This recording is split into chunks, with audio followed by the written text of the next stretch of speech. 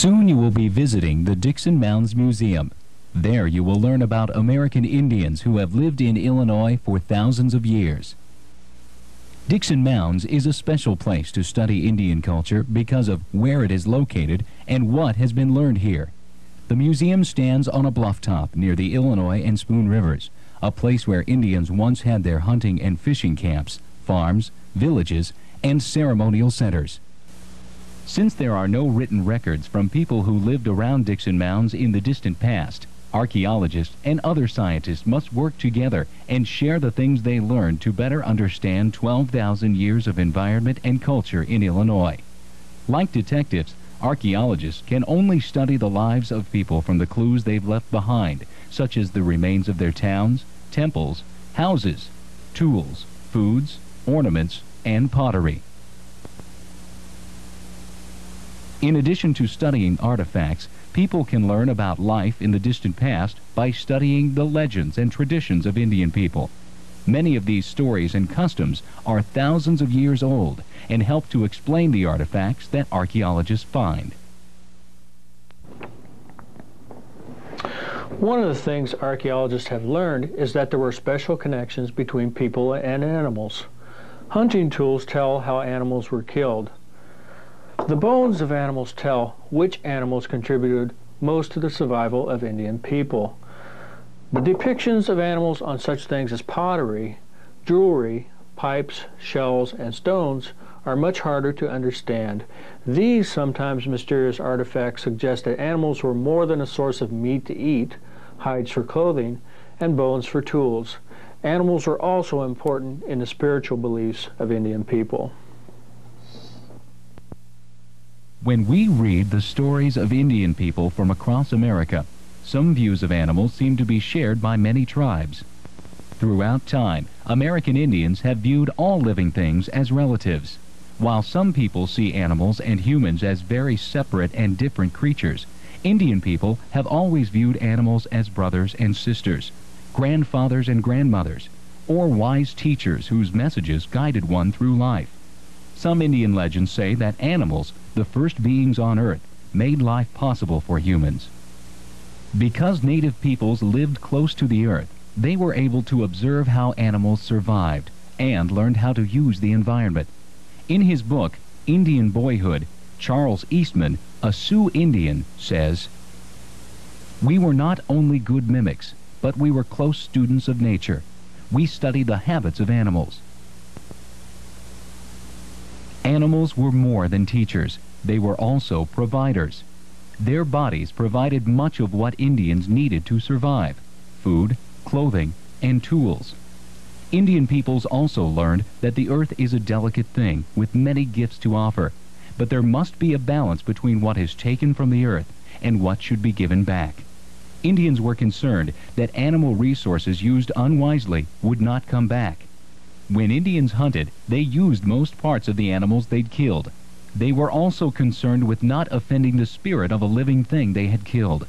They prayed to the spirits of the animals they hunted, asking for forgiveness for taking their lives, giving thanks to animals for sharing their lives, and praying for the animals to return so the people could live. An Osage Indian ritual states, "When they hunted the deer together, they sang his song and asked his permission to take to themselves some of his fleetness." Indians honored animals in dance and song, ceremonies and art. By honoring animals in these ways and managing what they used, Indian people were giving back to the earth, helping to maintain a balance in their environment. Today, we call this concern for the wise management of our natural resources conservation. No one knows for sure when humans first began to care about animal spirits, but scientists believe that the search for animals as food brought Indians to the North American continent over 12,000 years ago. During the last ice age, much of the ocean was frozen, and ancient peoples were able to migrate across lowlands that connected Asia to North America. This passage is called the Bering Strait. The people who crossed to North America were probably hunters who lived in small groups. They camped and moved frequently, following herds of animals such as mastodons and mammoths, the prehistoric cousins of present-day elephants. These animals were an important source of food for the early Indians. At that time, Indians hunted with spears. A special tool called an atlatl was used in throwing the spear.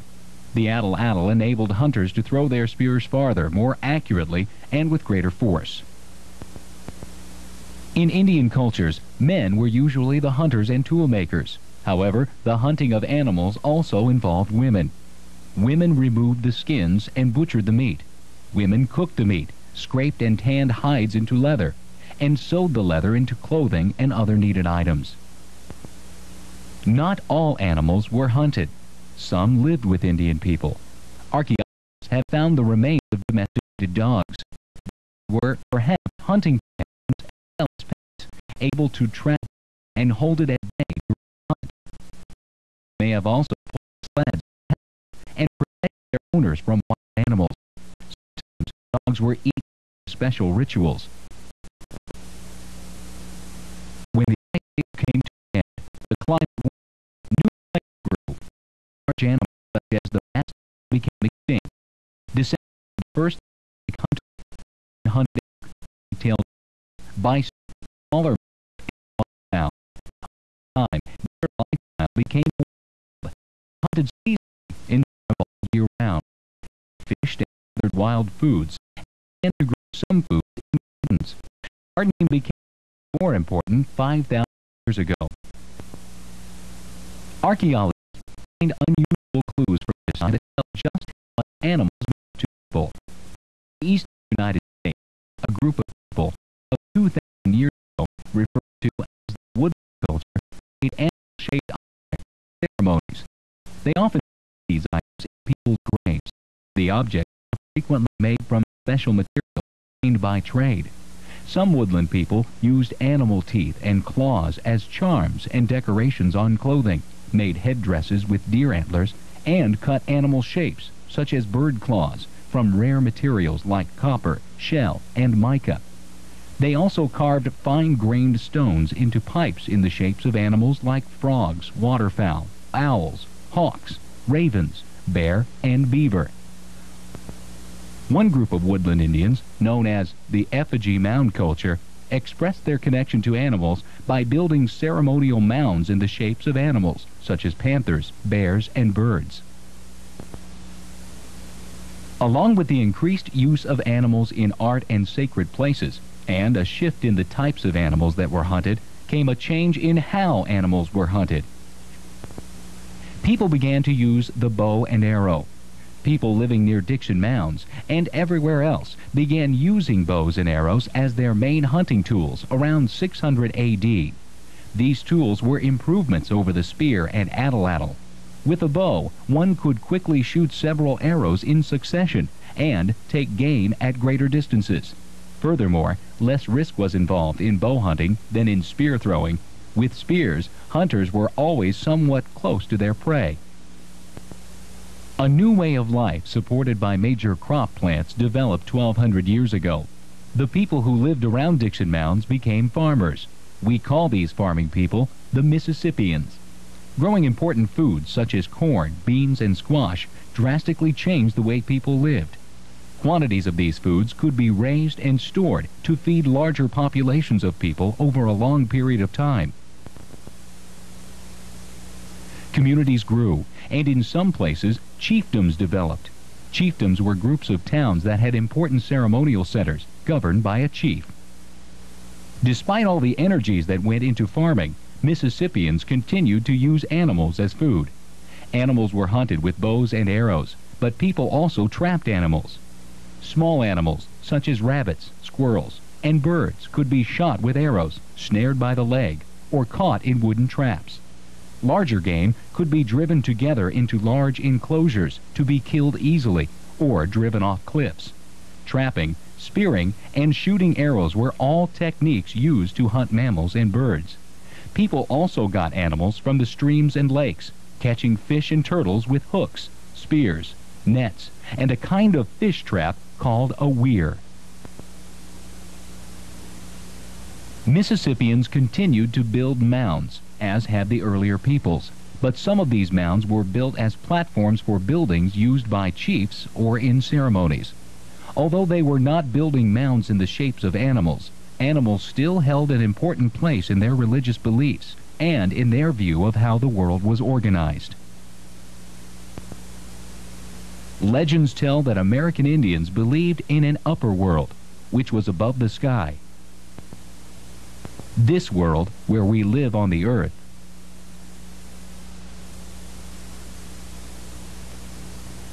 and the lower world, a place beneath the earth and waters. Some animals were considered special spirits that could bring messages to people from these worlds, or guide people spiritually on spirit journeys to other worlds. Frogs and underwater monsters were associated with the lower world, and birds with the upper world. Some creatures could move between several worlds, such as the duck, who is able to fly above the earth, live on earth, or dive beneath the waters. One important symbol was the falcon, a type of hawk that is often depicted on copper and shell ornaments worn by men who were probably warriors. Warriors who had similar skills to hunters used bows and arrows as their main weapons of war. Like hunters, they admired and imitated the animal spirits.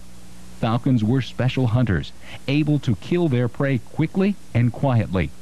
In quotation taken from historical accounts of the Osage people, it is said that, "Our warriors are falcons, swift, sure, and ruthless, with the courage of the clean-killing falcon."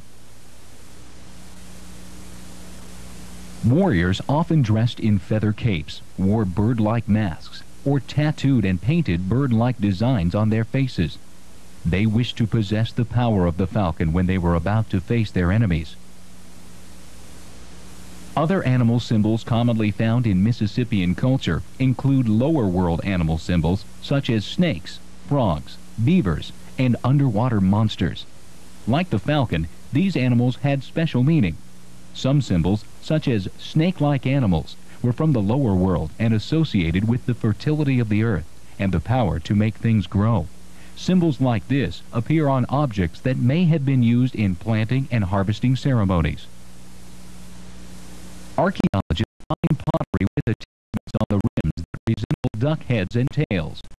These animal-shaped containers are called effigies. A pot shaped like a duck, for instance, might have represented a spirit that could accompany a person throughout the world. Pawnee Indians quote a duck as saying, "I am an unerring guide. I know all paths below and on the earth, and the water, and above in the air." There were people in Indian society who were thought to be able to communicate with the animal spirits. People believed these holy men could leave their bodies, perhaps in animal form, when they fasted, meditated, or smoked tobacco, and journeyed to spirit worlds to bring back important messages from sacred places. By about 500 years ago, the Mississippians had moved out of this area. Almost 300 years ago, another group that we call the Illinois moved into the area. They spoke Algonquin languages and were the people encountered by French explorers and traders in the 17th century. When the French arrived in Illinois, they established relationships with the Indians that again centered around animals. Fur traders sought the rich variety of furs that the animals of the Americas possessed. Indians with great hunting skills knew the land and hunted animals for furs, traded furs with the French in exchange for guns, metal tools, and cooking utensils, beads, food, and non-native clothing. The relationships with Euro-Americans caused many changes. Populations of animals quickly declined. More and more Europeans came to this country, taking possession of land that had belonged to Indians. These new Americans had different views from native peoples on how to use the land. They did not feel a personal relationship to the animals and the land. Lands were cleared for farms, towns, trade, and travel.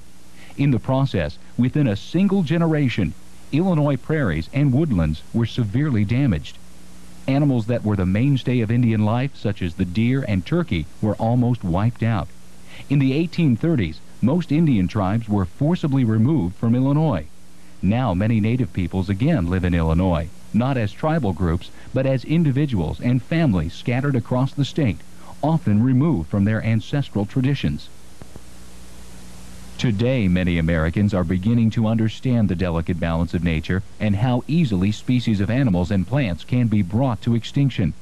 Thanks to the concentrated efforts of conservationists, plant and animal species once on the verge of extinction in Illinois are now being preserved.